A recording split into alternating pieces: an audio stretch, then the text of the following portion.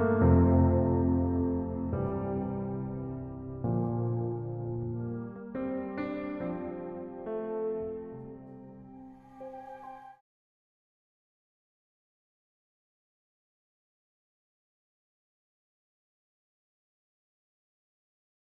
à tous. Aujourd'hui, donc, on va aborder une thématique qui est l'IA et son impact au niveau des ressources humaines et essayer de comprendre comment arriver à intégrer de manière éthique et efficace de l'intelligence artificielle dans ces processus RH. On a l'honneur donc d'avoir deux intervenants de talent aujourd'hui. Donc, je commence par toi Thierry Andrieux. Donc, je vais te laisser te présenter juste après. Et Mohand Ouidja également, qui va participer sur l'aspect juridique. Donc, Thierry, est-ce que tu peux te décrire un petit peu ton parcours? Qu'est-ce que tu fais? Dis-nous. Donc, j'ai un parcours plutôt expertise comptable et finance. Et il y a 18 ans maintenant, je dirige le cabinet Humanescence qui est spécialisé sur l'intérim, le recrutement et le management de transition dans les fonctions donc finance, RH, administration des ventes et office management. Voilà. Enchanté, donc on se connaît. Hein. Et toi, Mohand, explique-nous un petit peu qui tu es. Moi, j'exerce la profession d'avocat depuis 19 ans. En termes d'expérience juridique, je dirais que c'est plutôt 25 ans. Il y a 5 ans, j'ai plongé les deux pieds sur ces sujets de nouvelles technologies en m'intéressant à un système algorithmique pour un schéma de gestion de licence un peu mondial. Et donc, je suis passionné, c'est le cas de le dire, par les systèmes d'intelligence artificielle, toutes les nouvelles technologies, le lien qu'il peut y avoir avec le droit, avec cette je dirais, cette dominante qui est celle de la preuve, parce que la pratique judiciaire ou la pratique de l'encadrement judiciaire ou juridique, c'est d'abord une question et toujours de preuve. Donc c'est ça en fait je dirais mon défi, c'est de lier la preuve aux nouvelles technologies avec une thématique poussée sur le droit des entreprises. Ok. Donc en fait, ce qui est intéressant sur cette table ronde, ça va être de croiser justement le regard d'un expert des ressources humaines avec le regard d'un expert du droit. Parce que en fait, donc moi, pour ceux qui me connaissent pas, je suis le cofondateur d'Effimove, qui est une entreprise spécialisée dans l'intelligence artificielle. Donc on déploie des solutions dans les entreprises et on a une branche média, acculturation, donc qui fait l'objet du coup de notre échange. Qui doit permettre aux entreprises aussi de comprendre un petit peu les enjeux autour de l'intelligence artificielle. Et ce qu'on voit notamment ce qui se passe en ce moment dans le secteur du RH, c'est qu'il y a pas mal de personnes qui utilisent de l'intelligence artificielle sans trop cerner les enjeux en termes de juridique ou en termes d'éthique, en termes de responsabilité. Ça reste un peu un Far West. C'est pas une zone qui est très, très éclaircie à l'instant où on parle. Et ça fait un petit peu peur quand je vois certains confrères ou solutions qui promettent monts et merveilles sur la notion des ressources humaines. Donc, je pense que cette table elle a pour objectif aussi d'éclaircir et de déblayer un peu les processus existants, les méthodes qui commencent à s'appliquer et essayer d'apporter une vision aux entreprises pour réaliser des tâches ou des opérations en rapport avec le RH, mais de manière tout à fait légale et responsable. Donc, on va commencer par exemple par une première question. Il y a dans le recrutement et la gestion des talents, donc ça vient un peu renforcer ce que je viens de dire. Il y a de plus en plus d'entreprises en fait qui intègrent dans leur process de recrutement l'intelligence artificielle, tout comme les candidats aussi. De candidats intègrent l'intelligence artificielle dans leur démarche de candidature. Est-ce que de ton côté, Thierry, tu vois un changement par rapport à avant dans les méthodologies, même dans le premier rapport au candidat? Et ensuite, ma deuxième question, ça sera de savoir aussi dans la gestion de tes candidats, de tes talents actuels dans l'entreprise, est-ce qu'il y a aussi là aussi des choses qui ont changé ou qui sont en train de changer dans la manière de gérer tes talents après l'embauche? Oui, alors déjà depuis quelques mois, on voit bien que l'IA est à tout, enfin, on en parle de partout. Donc, que ce soit les acteurs des job boards, que ce soit les cabinets de recrutement, agences d'intérim, chasseurs de tête, ou bien les candidats eux-mêmes. Donc, on s'aperçoit qu'il y a une approche et on essaye d'approcher l'IA et de le comprendre comment il fonctionne. Donc, il faut savoir qu'aujourd'hui, dans nos métiers, dans le recrutement, on dispose d'un nombre d'informations impressionnantes et on connaît à peu près tout sur la personne. C'est-à-dire, quand on a un CV, on a son nom, son prénom, sa date de naissance, son lieu d'habitation, son niveau de diplôme, son niveau de salaire. Donc, il y a quand même une masse d'informations à gérer. Donc, déjà, l'IA, potentiellement, peut nous intéresser à être utilisé parce qu'effectivement, on peut traiter une masse d'infos considérable. Aujourd'hui, dans l'utilisation, les candidats utilisent ChatGPT pour la plupart pour répondre un CV, pour essayer de retrouver, d'utiliser des informations, je dirais d'avoir une structure du CV intéressante. Donc ça, je pense que chacun l'utilise. Côté cabinet de recrutement, c'est déjà une approche rédactionnelle, c'est-à-dire que des offres d'emploi peut-être un peu mieux écrites. Pour ceux qui n'ont pas d'idée, ils écrivent des bullet points dans un chat GPT, puis ça leur retranscrit une offre d'emploi. En ce qui me concerne, je trouve que on reste souvent, en tant que recruteur, on reste souvent sur les mêmes questions, par habitude, où je dirais que voilà, on veut se faciliter la vie parce que notre rythme de travail est important. Je trouve que l'IA peut être intéressante pour qu'on n'a pas l'habitude, auxquelles on n'y pense même plus parce qu'on est habitué dans notre processus. De temps en temps, je me dis, tiens, j'ai une job description, et puis de l'autre côté, j'ai un CV, je me dis, quelles questions l'IA pourrait me présenter, proposer pour essayer de trouver des questions peut-être que j'ai moins l'habitude de poser. Voilà, donc, je trouve que ça peut être une vraie utilité. Donc, ça pose des fois des questions assez basiques et pas très techniques. Donc, voilà, donc faut faire un prompt. Je dirais que quand tu utilises le chat GPT, il faut peut-être faire un prompt qui soit. Si tu poses une mauvaise question, tu n'auras pas une bonne réponse. Donc, il faut poser une bonne question pour avoir quelque chose de professionnel. Voilà. Du coup, après, on peut aussi utiliser ça. Je me permets d'interagir avec toi. Du coup, tu as quand même une tendance peut-être à avoir petit à petit des CV qui se ressemblent un peu tous, non, à terme, tu crois pas? Alors là, on ne parle pas de la transformation du CV, on parle de CV qui nous arrive. Et par rapport à une recherche d'emploi, on pose une question, on doit quand même identifier si la personne a les compétences attendues par rapport à une offre d'emploi. Donc, le but est essayer de trouver une sorte de...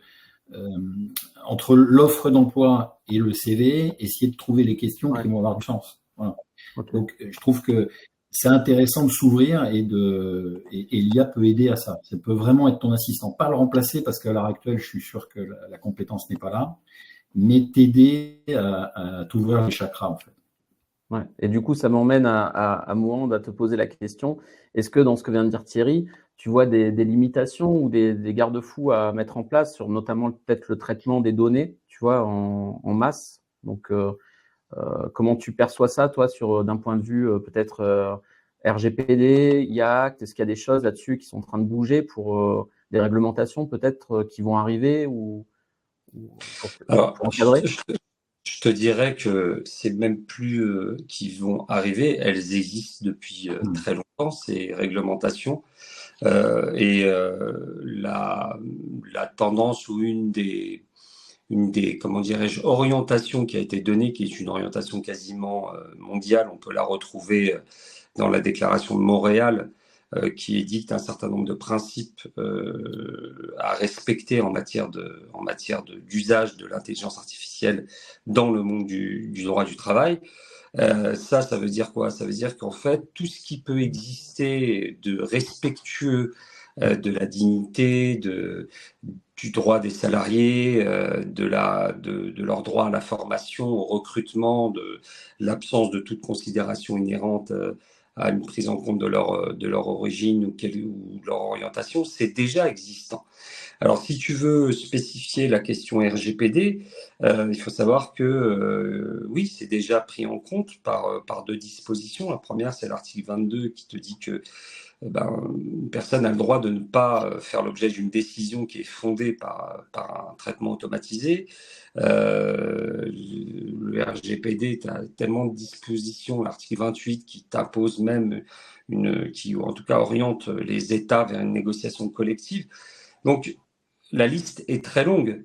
Et donc, si tu veux, l'IA Act, qui est aussi cette fameuse, je dirais, synthèse de tous ces principes, a aussi qualifié, a donné aussi le ton en qualifiant de système à haut risque toutes les considérations, c'est l'annexe 3, toutes les considérations qui vont être liées au recrutement, à la formation.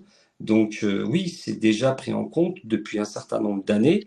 Et donc, il va falloir être extrêmement, je dirais, méthodique lorsqu'on va implémenter un système d'intelligence artificielle, parce que la logique de la gouvernance de la donnée, du contrôle de cette donnée, du consentement évidemment du salarié, parce que le salarié, il a son droit au RGPD comme tous les autres, un droit à la rectification, à l'effacement, à la portabilité. Donc tout ça, c'est des choses qui sont opposables, en plus des textes. Donc c'est finalement des textes classiques, donc c'est finalement un empilement de textes. Et donc rien ne change, si ce n'est le fait que les sanctions aujourd'hui sont de plus en plus importantes et c'est surveillé comme le lait sur le feu.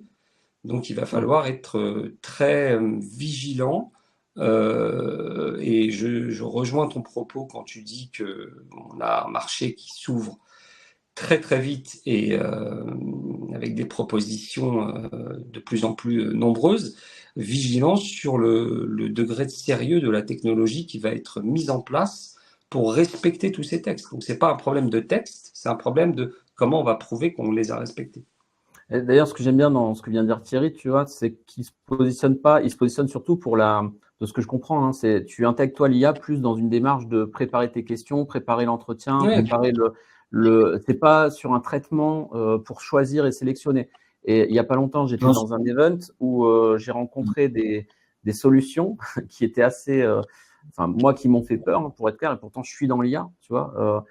Ça m'a fait peur. Pourquoi ? Parce que clairement, on déléguait totalement la sélection en fait des candidats sur la base de on ne sait quoi, en fait, sur des algorithmies et des, on va dire, des entraînements d'intelligence artificielle dont on ne sait pas comment ils ont été nourris. Et donc vient la question du biais de discrimination qui, sans forcément être volontaire, peut éliminer des candidats sur la base de décisions dont le candidat n'est même pas au courant, n'est même pas.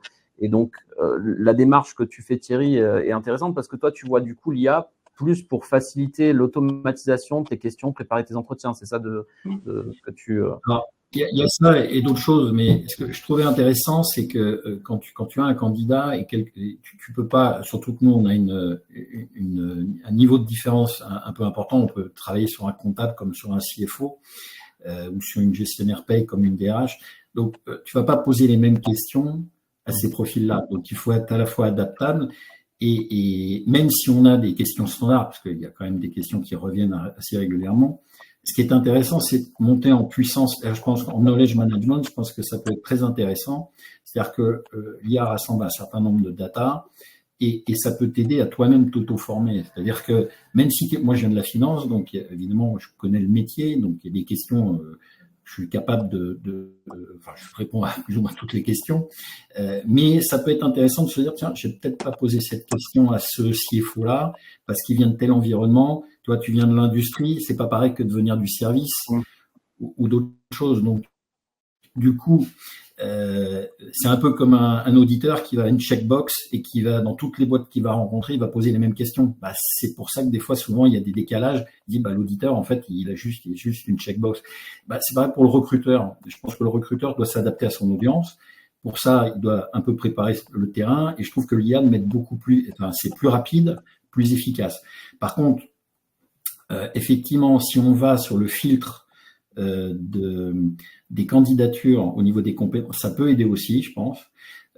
Par contre, il y a plusieurs choses. Je pense que l'IA ne va exacerber les dérives de l'humain. C'est-à-dire qu'en gros, si déjà un humain est discriminant, c'est pas l'IA qui va changer les choses. Il sera toujours discriminant.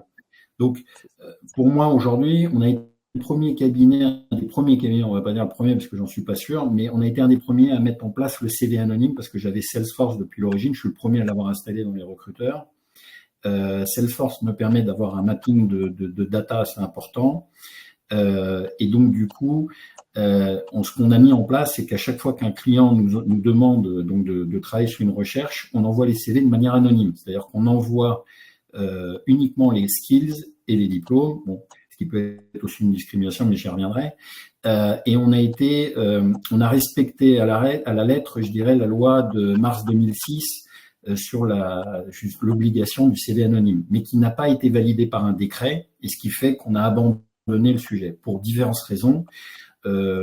Certains disent qu'en fait, tu décales la discrimination dans le temps, c'est-à-dire qu'effectivement, le CV anonyme peut permettre à certaines personnes de rencontrer des gens, et s'ils étaient discriminants sur certains sujets, par exemple l'âge, l'origine, le lieu d'habitation, etc., ils vont le faire après coup. Bon, je suis d'accord, mais il y a quand même je pense que les gens qui discriminent, peut-être c'est par méconnaissance. Donc du coup, le fait de rencontrer peut te permettre de quand même changer certaines attitudes ou changer d'avis sur un profil. Donc moi, je continue à le faire, pour être honnête. Ça arrange pas tout le monde, faut être clair. Hein. Certains me disent, vous me connaissez, on discrimine pas. Bon, moi c'est aussi, je vais le dire, s'il y a un côté non-discrimination, mais il y a aussi un côté business, c'est-à-dire que les numéros de téléphone et les contacts des candidats ne sont pas balancés partout pour me bypasser, en clair. Donc, il y a 2 points positifs dans le CV anonyme, c'est la non-discrimination, mais aussi le fait que le business, tu gardes aussi... bon, après, tu peux cacher le nom des entreprises, tu passes beaucoup de temps à la refonte du CV. Mais donc, du coup, pour reparler de l'IA, ce qui est important, c'est que pour moi, ça va pas changer l'attitude. Enfin, je dirais que si l'humain est déjà discriminant, l'IA va faire ce qu'on lui dit. C'est comme une machine. On dit souvent que les machines font des erreurs, les éditeurs font des erreurs. Non, c'est parce qu'il a été mal programmé. Tout à fait. Donc, voilà. C'est un point de vue qui est très intéressant parce qu'effectivement, on en parlait avec Mohand il y a quelques jours avec Dennis Rothman, qui est un expert aussi en IA, qui nous dit que pour lui, appliquer de l'IA pour choisir des personnes ou sélectionner, de base, c'est pas possible de faire une IA qui est neutre, dans le sens où ton entraînement sera toujours un peu orienté, même si tu n'as pas une volonté de discriminer, c'est quasi impossible d'avoir des sources qui assurent une parfaite équité entre les personnes de point de vue de leur origine, leur nom, leur tout ce que tu veux. Il y aura toujours, même sans s'en rendre compte, un biais de discrimination.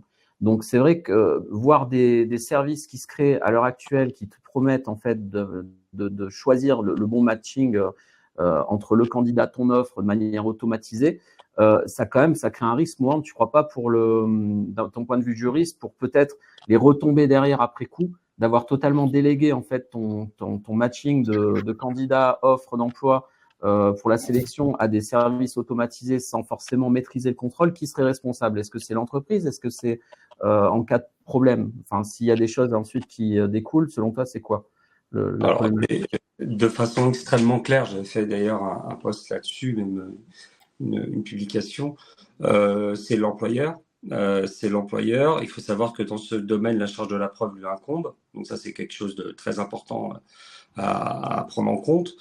Donc, je ne vais pas citer tous les textes, mais il y en a suffisamment pour engager des processus de sanctions.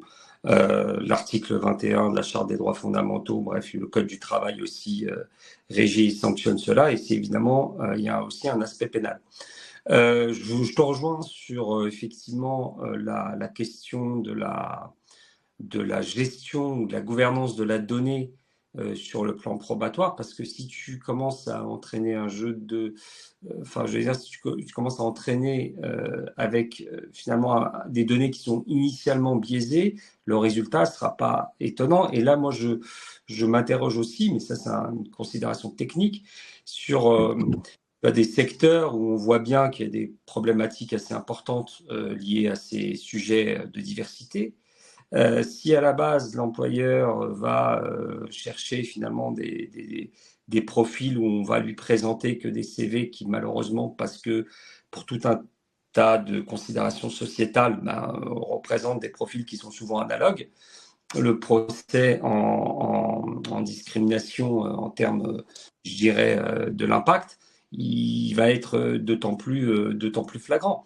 Et je rejoins tout à fait ce que dit Thierry. Ce qui est aujourd'hui aussi à prendre en considération, c'est l'impact collectif du système. Donc, ce qui se faisait pardonne-moi l'expression, mais en catimini ou avec un schéma, on n'allait pas chercher très loin. Là, avec le système, ça va devenir beaucoup plus exponentiel. Donc, le sujet, encore une fois, il n'est pas juridique parce que les textes vont s'appliquer. Il est aussi réputationnel. C'est pas pour rien que tous les DRH se questionnent. Il y a aussi des textes qui viennent prendre en considération comment dirais-je, la nécessaire implication du comité social et économique dans tout système informatique. Donc tout ça, si tu veux, la société tout entière surveille de très près. Et il va peut-être se poser, à mon sens, comment dirais-je, en tout cas des procédures pourront apparaître parce que justement l'IA va instaurer une forme de présomption de discriminatoire en se disant, avant ce qu'on ne pouvait pas dire en matière de discrimination, on va pouvoir facilement le dire en disant, mais attendez, vous avez installé oui ou non un système. Et c'est tout notre sujet du 2 octobre, ça va être aussi de savoir comment le démontrer. Donc, je te confirme, encore une fois, que c'est d'abord, avant tout, un sujet technique. J'irai même plus loin. Tu vois, là, on parle des entreprises qui sont discriminantes de base, hein. Mais pour être là plus dans la technique, là, de notre côté, enfin de mon point, de mon côté. Parce que c'est le sujet essentiel. Voilà, tu prends une entreprise qui n'a jamais fait de discrimination, qui est contre la discrimination, même qui œuvre contre la discrimination. Il y a des postes peut-être, tu vois, sans qu'elle s'en rende compte. Je vais prendre un exemple concret, hein. Si tu alimentes ton intelligence artificielle avec des CV que tu as déjà dans l'entreprise pour, par exemple, tous tes employés qui sont passés sur ce poste, tu veux garder ce genre de profil en termes de skills, hein, de compétences, mais sans t'en rendre compte, tu t'aperçois que toutes les personnes s'appellent Sébastien, Julien, Franck, Michael, tu vois. Tu t'es pas rendu compte qu'en nourrissant l'IA avec des CV du passé, tu vas potentiellement créer de la discrimination à la sortie, en fait, dans le choix, parce que l'IA d'elle-même va faire des corrélations, en fait, vectorielles, tu vois, pour dire, bah tiens, par exemple, Mohand, qui n'est pas un prénom d'origine française, hein, sauf si je me trompe, Mohand ne colle pas, en fait, avec les anciens CV qu'on avait, en fait. Donc, on l'élimine implicitement, en fait, dans l'algorithmie.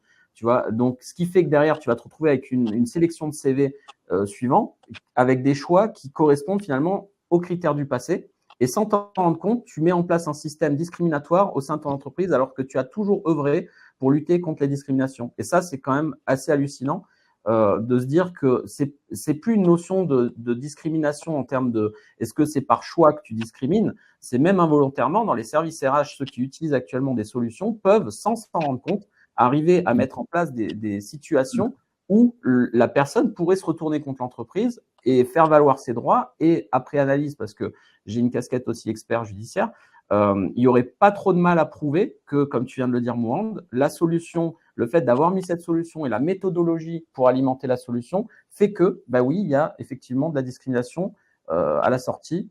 Et ça, c'est ce qu'on appelle donc des critères de biais discriminatoires qui viennent biaiser les résultats de sortie, qui sont super intéressants à étudier parce qu'il n'y a pas que ça, hein, il y a des biais sur plein de choses dans l'IA. Mais dans le domaine du RH, moi, le risque que je vois, c'est ça. Et là-dessus, c'est pareil pour la gestion des talents. Tu vois, les gestions des talents en interne, quand tu gères une entreprise, que tu as peut-être envie de faire de la mobilité interne aussi, il y a de plus en plus aussi de matching par rapport aux skills. Tiens, il a mis qu'il aimait la musique, donc il doit être créatif, donc je vais peut-être le faire bouger sur un poste. Tu vois, ça, c'était déjà des choses, je pense, qui se faisaient dans les cabinets de recrutement ou dans les services RH, qui maintenant, grâce à l'IA, peuvent être automatisés à plus grande échelle pour faire des matchings de mobilité interne, voire des planifications de plans de formation. tu vois. Et là encore, tu as peut-être des règles, des garde-fous à appliquer. Donc la personne est déjà, mais tu l'empêches de progresser parce que selon un algorithme, elle n'est pas partie du profil type des personnes qui progressent depuis 10 ans, quoi, tu vois. Donc voilà. C'est un point, effectivement, les discriminations, ça nous emmène du coup à l'éthique finalement et à la responsabilité. Donc, c'était ce que j'évoquais au début. Les questions d'éthique, responsabilité, pour vous, pour commencer avec toi Thierry, pour toi la vision tu as dit un truc intéressant, c'est que ça ne remplace pas l'humain. Ça me plaît, ça, parce que nous, chez Fimove, on a le même discours. L'IA, c'est pour assister, c'est pas pour remplacer. Mais globalement, est-ce que tu as comment tu perçois une IA éthique dans un service de recrutement, dans un service de même RH, tu vois, parce qu'il n'y a pas que le recrutement, il y a la gestion aussi des talents. Ouais, alors déjà, j'ai un cabinet de recrutement. La RH est beaucoup plus vaste. Hein. Il y a Compenben, Ouais, il y a la paye. Enfin, je c'est ça. me limite au recrutement, c'est déjà pas mal. Moi, ce que je vois dans l'IA et dans l'éthique, déjà, nous, en tant que cabinet, depuis l'origine, on est adhérent de À compétences égales, qui lutte contre toutes les formes de discrimination. Donc, c'est pas du marketing, c'est vraiment parce qu'on y croit et je pense qu'il faut s'ouvrir. Et on parle beaucoup de l'origine, tout ça, mais il y a l'âge. Hein. L'âge, ça fait partie de la grosse discrimination française, hein, faut le dire. Il y a aussi, on parle pas des diplômes, parce que pour moi, c'est vrai, quand on voit à longueur de temps, et même nous, on en fait partie, mais bon, c'est le marché aussi, c'est quand on voit bac+4 ou bac+3 minimum, bon, il y a des sujets, c'est-à-dire que même l'IA ne pourra pas détecter, par exemple, des bons profils qui peuvent être en reconversion, tu vois. Donc, je pense qu'il y a beaucoup de limites aujourd'hui. Peut-être que ça va s'améliorer, mais on a ces limites-là. Donc, je pense que, par exemple, une association, comme À compétences égales, quand on a adhéré, la première chose qui a été faite, c'est de revalider nos process de recrutement et d'auditer notre système. Donc, par exemple, nous, on a Salesforce depuis l'origine, comme je le disais, et c'est vrai qu'ils ont été regardés dans le détail, savoir si on n'avait pas des filtres ou des requêtes qui soient discriminantes. Genre, par exemple, pour vous donner un exemple sur les langues, on met anglais bilingue, on met pas anglais maternel. Voilà. Ou je ne sais quoi, n'importe quelle langue. Voilà. Donc, ce qui permet de ne pas filtrer sur quelqu'un s'il dit maternel, forcément, c'est l'origine. Donc, du coup, ça voudrait dire que tu filtres sur une origine. Donc, ce qui est très important, je pense, dans l'avenir, c'est que au-delà de cette association qui contrôle et qui fait un audit, je pense qu'effectivement, il faudra revenir sur un audit de tes prompts et de ton système. Voilà, comme on l'a fait avec À compétences égales sur les cabinets de recrutement qui auditent vos systèmes, nos systèmes de sélection et de process de filtre. Voilà.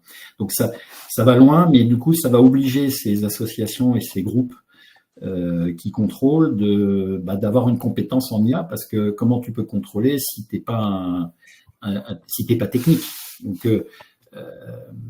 Donc ça va les obliger aussi à se mettre en ordre de marche sur cette compétence. Mais voilà, moi je pense qu'il y aura obligatoirement un contrôle à faire sur les systèmes d'IA utilisés par les cabinets et par les DRH. C'est exactement ce que ça rejoint, ce que Mohand, je te laisse la parole, mais c'est ce qu'on disait hier, tu vois. L'évocation même de ces problématiques, en fait, elle nous dit une chose, elle nous dit qu'en réalité, quand tu commences à ouvrir la porte à ce sujet, tu t'aperçois qu'il y a énormément d'effets tiroirs. Du point de vue, si on parle du sujet de la discrimination, tout le monde peut se reconnaître à un moment donné comme étant un profil discriminé. Donc, comment tu vas effectivement, la question générationnelle, régler le sujet. Donc, tu as une multitude de problématiques. Celle essentielle, c'est de savoir ce que font finalement les entreprises aujourd'hui. Donc, c'est peut-être aussi une chance pour elles de remettre en cause des processus et de s'interroger concrètement, comme tu viens de l'exprimer, Thierry, sur des choses qui déjà d'emblée n'étaient pas correctes. Et puis finalement, c'est aussi l'occasion pour elles de se dire, ce système d'intelligence artificielle va me permettre de revoir mes pratiques, de les rendre plus conformes et d'avoir aussi une sorte d'esprit critique permanent sur mon processus de recrutement. Donc ça, c'est quelque chose peut-être c'est le côté un peu positif. Après, faut pas, dans tout cet aspect réglementaire, j'ai oublié évidemment le côté avantageux de la technologie. On parle beaucoup, par exemple, de détection de mal-être. Est-ce que si le salarié il consent, bien évidemment, Ça, c'est plutôt de la vision. Donc, tout c'est de dépistage, tu vois. Donc, tu as toute une série d'avantages à instaurer les systèmes dont il faut quand même parler. Le vrai sujet, c'est véritablement comment, en fait, on regarde la pratique actuelle et comment on se dit qu'elle ne va pas être, elle ne va pas être critiquée.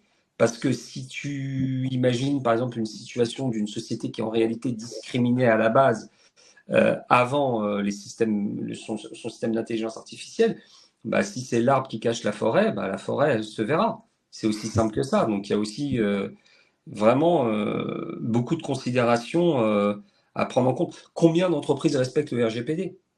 Ouais, c'est ça. Combien aujourd'hui à l'heure dite, là, on a combien de structures qui respectent le RGPD? Combien de structures utilisent les données personnelles des salariés sur, par exemple, des absences inhérentes à la maladie et qui en font aussi une exploitation indirecte en disant, bon, bah, lui, ce profil-là, ce qui est totalement proscrit, puisque ça implique un consentement. Donc, c'est un audit en réalité qui va remettre en cause beaucoup de choses, beaucoup de choses. Donc il y a une véritable partage de compétences entre le technicien et effectivement le professionnel des ressources humaines et le professionnel du droit. C'est multifactoriel. Ce qui est intéressant, tu vois, c'est que ça me fait penser à l'IA. C'est en gros ce que tu viens de dire, Mohand, et ce que tu viens de dire aussi, Thierry. C'est, je pense, ce qu'on appelle l'IA explicative. C'est-à-dire qu'en gros, les process, les solutions IA qui sont déployées dans les entreprises, actuellement, les entreprises essentiellement mettent du chat GPT parce qu'elles connaissent globalement que ça. Tu vois, c'était la première plus connue, on va dire. Mais l'IA explicative, c'est un concept où, quand tu vas déployer ta solution dans l'entreprise, tu dois prendre en charge la traçabilité, l'explicabilité de comment tu arrives finalement à ce résultat. Et finalement, je pense que dans les années à venir, les entreprises qui joueront le jeu à pouvoir mettre ça en place, on peut arriver des fois à des erreurs, tu vois, ça peut arriver de faire des erreurs, hein, mais si tu arrives à l'expliquer que c'est pas dans une démarche volontaire, tu auras sûrement une sanction, mais qui sera toujours moins lourde que si tu as organisé le système, tu vois, pour vraiment nuire. Donc, l'IA explicative, finalement, ça peut être une réponse, mais effectivement, pour moi, tu peux pas faire d'IA explicative en déployant des solutions boîte noire, type ChatGPT, où tu sais pas vraiment comment ça mouline derrière. Par contre, te cacher, et ça, moi, ce que je retiens, c'est que tu as dit que c'est important, c'est l'employeur qui restera responsable en cas de problème. On ne pourra pas se cacher derrière, oui, j'ai une licence chez OpenAI ou chez ChatGPT, donc c'est bon, moi, je suis responsable de rien, ça ne marche pas comme ça. Et c'est tout l'enjeu des entreprises maintenant de se rendre compte que les process qu'elles commencent à déployer dans les services de recrutement pour justement ces outils-là peuvent potentiellement nuire dans quelques mois ou années parce qu'il manque cette explicabilité. Par contre, comme tu le dis, Mohand, il y a énormément d'avantages à utiliser de l'IA. Ce n'est pas négatif d'utiliser de l'IA. Tu as la mobilité interne, tu as, pour toi Thierry, tu as expliqué le gain de temps énorme pour préparer tes entretiens. Moi, par exemple, dans mon cas particulier, j'ai une formation d'ingénieur un peu, sans faire style, hein, mais vraiment un peu poussée. Quand je passais à l'époque des entretiens avec un RH, il se faisait toujours assister d'une personne parce qu'il ne comprenait pas forcément l'aspect technique de voir si je connaissais ou pas, tu vois, mes compétences, quoi, que je mentionnais dans mon CV. Grâce à l'IA, maintenant, tu peux générer une série de questions, tu vois, sur une thématique et déjà faire déblayer le terrain pour savoir, OK, est-ce qu'on le reçoit ou est-ce que vraiment il comprend rien et il met juste des mots dans son CV, tu vois. Donc, tu as cette facilité qui peut venir enrichir, je pense, qui est intéressante. Donc, il y a ce côté positif qui n'est pas à négliger. Loin de là, il y a plus de positif que je pense de négatif, mais dans un esprit éthique et responsable. J'aborderai aussi peut-être, parce qu'on s'était fixé 40 minutes à peu près, 50 minutes. Donc, un dernier aspect qui est de plus en plus présent, je vois dans les entreprises, c'est aussi l'aspect de responsabilité en termes d'impact environnemental. Petit détail qui n'a rien à voir avec du juridique a priori, mais ça peut être aussi toujours intéressant d'avoir, je sais que Thierry, par exemple, tu es investi aussi dans la green tech, tu vois. On peut faire de l'IA qui est plus vertueuse, qui est plus respectueuse. Donc, sur ces aspects-là, donc quand on déploie un process dans son entreprise, ça peut toujours être intéressant de le concevoir dès le début avec une vision éthique juridique et en même temps green pour essayer de limiter son impact. Voilà, c'est petit aspect intéressant. Après, c'est de savoir comment tu peux le mettre en place, parce que le côté green dans ce genre de choses, c'est comment tu l'évalues, c'est quoi le ROI, je dirais, de mettre en place de l'IA sur le sujet environnemental et cleantech, quoi. Enfin, je veux dire, c'est compliqué pour le simple Pékin que nous sommes de comprendre, je dirais, les impacts. Moi, je vois c'est plutôt chez les gros serveurs, c'est là où il y a des choses à faire, certainement, d'optimisation des serveurs, parce que ça consomme énormément d'énergie. T'as les serveurs, mais aussi les entraînements, tu vois, les données que tu mets en entrée. Tu as un très bon travail, enfin des travaux en cours avec l'AFNOR et un centre de recherche de Grenoble, MIAI, qui bosse pas mal sur tout ce qui est justement les IA frugales pour essayer de diminuer leur impact. Ça, c'est intéressant. Si ça vous passionne, vous pourrez aller voir. Donc, pour moi, ce que je retiens finalement de notre échange, c'est que il y a pas mal de solutions qui poussent à une vitesse juste phénoménale, notamment sur la brique RH, puisque à Vivatech, j'y étais présent cette année, j'ai pu voir pas mal de solutions dans tous les sens qui commençaient à apparaître. Ce que je retiens de Thierry, c'est que tu as un avantage quand même conséquent dans ton travail au quotidien, que toi tu utilises plus, finalement tu conseilles de plus l'utiliser sur des aspects d'automatisation des tâches pour accélérer sur la préparation, sur détecter les skills, ce genre de choses, mais pas forcément pour éliminer des candidats ou pour retenir des candidats, c'est plus sur un aspect d'assistance pour l'humain.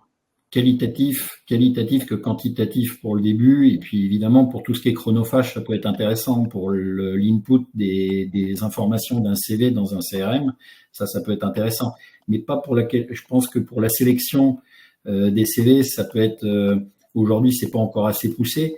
Je dirais que d'autres solutions, les ATS le font déjà, tu vois, LinkedIn Recruteur, il te donne une assistance, je dirais, à filtrer certaines candidatures, donc c'est pas mal, ça aide, mais je dirais qu'il faut quand même être assez regardant, je dirais, sur la sélection, parce que je pense que tu peux laisser passer des bonnes candidatures, et aujourd'hui il y a quand même une grande difficulté pour avoir des candidats de qualité et qui collent aux compétences recherchées par les entreprises. Donc je pense qu'il faut tout regarder avec attention. Voilà. Ok. Moi, pardonne-moi, je sais pas Ah non, si. vas-y, c'était pour justement, j'allais t'inviter aussi à donner ton avis. Pour rejoindre le sujet essentiel de l'explicabilité, aujourd'hui, de toute façon, c'est abordé de façon très claire par l'IA Act et son annexe 3. Dès lors que tu commences à toucher à une IA à risque ou à haut risque, tu as la justification technique et la documentation technique du système à produire. Donc, on est déjà dans une obligation probatoire qui, en réalité, donne le ton de ce qui peut se passer dès maintenant. C'est-à-dire que si tu ne l'as pas fait alors qu'un texte européen qui est en cours pas d'entrée en vigueur, mais d'organisation matérielle le prévoit, c'est que tu es déjà en défaut et on va instaurer nécessairement une présomption parce que tu ne l'as pas fait. Donc, tu dois justifier cette transparence par cette production. Je crois que la solution, elle viendra nécessairement d'un collectif. C'est un peu classique de le dire en matière de ressources humaines, mais le lien qu'il va y avoir entre le comité social-économique, cette approche collective du système pour justement déterminer l'usage pertinent pour l'employeur et intéressant sans toucher les droits fondamentaux qui, eux, existent et existeront, je l'espère, le plus longtemps possible. C'est ça le vrai sujet. Donc, c'est cette espèce de dialogue collectif entre les organes concernés par ce sujet et les décideurs qui vont le mettre en place. Et contrairement à ce qu'on peut croire, le décideur algorithmique, pour l'instant, il n'est pas. Là où il y a une interrogation, c'est que ce processus de collaboration entre le dirigeant, les organes de représentation des salariés dans la mise en place du système, avec le respect de tout ce que je viens d'indiquer, il est plutôt interrogatif selon les moyens de l'entreprise. C'est-à-dire qu'est-ce que c'est quelque chose qui va se pratiquer pour les TPE, pour les ETI, les PME, les structures de taille beaucoup plus modeste, qui, elles, on ne voit pas pourquoi, elles ne se priveraient pas parce que leur concurrent va y aller les deux pieds joints à utiliser une intelligence artificielle, un système d'intelligence artificielle. Et elles, pour des questions concurrentielles, vont le faire sans trop réfléchir à toutes ces conséquences. Donc là où il y a un vrai sujet, je pense, et on en vient véritablement à la formation et à l'explication avec une technologie adéquate, l'explication à tout le monde, pas uniquement à une catégorie de grandes entreprises qui, elles, ont parfaitement compris les enjeux, c'est toutes les autres, en fait. C'est la démocratisation d'un droit pratique de l'intelligence artificielle pour des entreprises de taille modeste qui doivent comprendre tous ces impératifs avant qu'elles les utilisent. Et franchement, on est beaucoup dans la spontanéité, hein, dans l'activité entrepreneuriale. C'est des enjeux quotidiens et des urgences quotidiennes à gérer. Le sujet essentiel, il est enfin un des sujets. Je vais répondre à 2 questions qu'on a eues. C'était donc de Vincent qui demandait si quand il fait revisiter son CV par l'IA, qu'est-ce qui garantit que l'IA ne partagera pas ses données? Quelle est la confidentialité? Alors là-dessus, pour être clair, tu n'as, Thierry rigole parce qu'il n'a aucune garantie, soyons clairs, malgré ce qu'on écrit à droite à gauche dans les petits messages comme quoi les entraînements ne sont pas utilisés, pour ne pas citer de marque, de solution. Pour travailler sur ces aspects-là de notre côté avec Effimove, nous on le garantit parce que c'est ce qu'on vend à nos clients, parce que la solution elle est déployée en interne, tu vois. Mais quand tu es de l'autre côté, tu es candidat, tu veux faire ton CV, donc souvent tu n'as pas ta solution qui coûte un certain prix, donc tu vas te tourner vers des solutions grand public, on va dire. C'est compliqué à ce niveau-là d'avoir une certitude que le modèle n'utilise pas tes datas pour s'entraîner. Et si c'est le cas, malheureusement, tu risques de retrouver tes skills, tes compétences, ton parcours quelques mois plus tard dans les réponses que font les IA, voire même, pourquoi pas même encore plus filou. Si tu as un style rédactionnel particulier, que tu as tu vois, tu es fier de ton CV qui est, tu penses, unique. Potentiellement, c'est pas dit qu'un jour, tu aies un conseil pour un de tes concurrents qui candidate d'avoir à peu près le même montage de CV. Vraiment, tout peut être imaginé. Donc, c'est pour ça que l'explicabilité et même la clarté de juridique sur ce qu'il y a derrière, en fait, les solutions doit être… Moi, par exemple, en début, parlait qu'il a un contrat à faire. Soyons clairs, c'est un contrat que je lui ai mandaté parce que dans notre cas, nous, on veut que tout soit clair avec nos clients. C'est-à-dire que quand on vend une solution, le client, il doit être cadré, il doit comprendre ce qu'il achète, il doit comprendre comment ça va être utilisé les datas, le risque aussi pour lui, où ça part, tout doit être encadré en fait, pour qu'il n'y ait pas de zone d'ombre où le client pourrait dire après mais j'avais pas compris. Donc c'est une protection aussi pour tout le monde, que ce soit pour le client, pour nous, pour les utilisateurs finaux qui seront peut-être en partie gérés par la solution. Et dans ton cas du CV, tu n'as aucune garantie. Malheureusement, je vais pas malgré ce qu'on t'écrit, ou si on te l'écrit, je t'invite à bien creuser la partie technique et pas juste de rester sur l'écrit. Parce que par exemple, si je te dis que ton CV PDF ne sera pas utilisé pour entraîner l'IA, effectivement, on n'a pas utilisé on vient de perdre Mourad. On n'a pas utilisé ton CV, on a utilisé par exemple des vecteurs. Les vecteurs, c'est pas le fichier PDF, tu vois. Donc, si on veut vraiment être pointilleux sur les termes et les mots, j'ai respecté ce que j'ai dit. J'ai pas utilisé ton CV pour entraîner l'IA ou pour l'enrichir en data. J'ai utilisé des vecteurs. Donc, c'est pas le fichier, tu vois. Juridiquement, je pourrais retomber sur mes pattes. Tu vois, il y a plein de choses qui sont pas claires et qui méritent une vraie réflexion. Et donc, comme le disait Mourad, je pense qu'il faut vraiment choisir vos solutions, il faut choisir vos partenaires pour être sûr qu'il y ait une expertise derrière. Donc, je disais à Mourad que pendant ton absence, je pense que le vrai débat, c'est de choisir son partenaire et ses solutions pour être sûr que la personne qui vous accompagne, elle maîtrise la partie technologique, mais aussi la partie réglementaire et respect des personnes et de leur liberté. Je suis revenu, vous m'entendez? Ouais, pardon. Oui, on t'entend. Ouais, excusez-moi, j'ai eu un petit problème de connexion. Juste pour rejoindre pour répondre peut-être à ce monsieur, il n'y a pas de perfection probatoire de façon extrêmement claire pour une raison très simple, c'est que la technologie va toujours plus vite en réalité que le droit. Par contre, ce qu'il peut y avoir, c'est dans dans une appréciation, je dirais, des obligations actuelles, une appréciation judiciaire des obligations actuelles, la démonstration qu'on a fait le maximum et l'explication de ces méthodes. C'est ça, en fait, qui va faire la différence et qui va finalement dire, bon, écoutez, l'état du droit positif, c'est celui-ci. L'état des technologies, vous voyez bien, c'est celui-ci. Moi, j'ai essayé d'œuvrer de telle manière, j'ai respecté ce processus. Et là, il va y avoir bien évidemment des considérations liées à l'intention, à la bonne foi, aux diligences techniques réalisées pour être le plus conforme possible au texte. Mais la réponse, et je te rejoins totalement Sébastien, il ne peut pas y avoir celui qui vient, et c'est un peu le sujet du 2 octobre, hein, celui qui vient nous dire ah bah écoutez, moi j'ai l'alpha et l'oméga du système, et c'est d'ailleurs ce qui m'inquiète un petit peu. Hein, je dis, vous avez des gens qui vous disent vous allez être totalement conforme à l'IA Act, tout est nickel. Non, il n'y a pas de conformité, il n'y a pas de label IA Act, c'est pas vrai. Il y a des obligations de moyens, des justifications de diligence technique. Et il ne faut pas s'arrêter à des normes, il faut s'arrêter à des diligences qu'on a expliquées, des diligences technologiques qu'on a expliquées de façon collective, et c'est ça qui va être la meilleure protection juridique, me semble-t-il.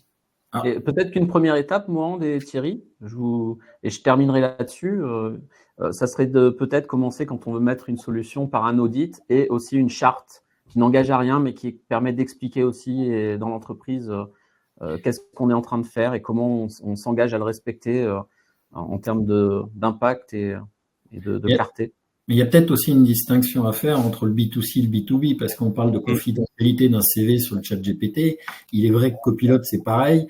Quand on donne ces informations à l'IA aujourd'hui, avec tous les LLM qui existent, aujourd'hui, quand on est dans le B2C, il n'y a aucune certitude que nos informations ne soient pas communiquées. Par contre, quand on reste dans le B2B, ce que j'ai pu comprendre de ma formation rapide avec Sébastien, c'est qu'on peut créer des environnements sécurisés et privés, avec les RAG, je vais en parler, qui nous permettent quand même d'utiliser nos propres informations, donc, mais c'est dans un environnement professionnel et évidemment qui ne sont partagés qu'aux personnes habilitées.